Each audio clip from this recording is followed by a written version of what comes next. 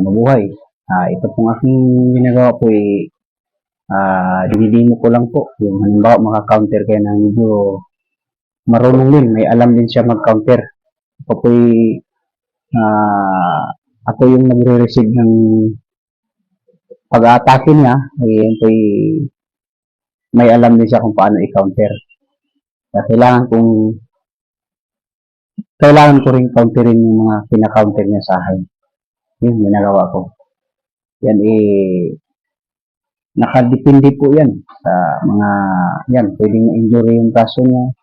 Ayan, diretso agaw.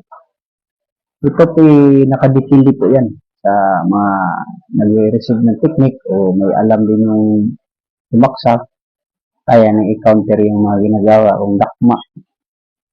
Yan. Kailangan bantayan mo rin yung mga yan, injury yan, diretso.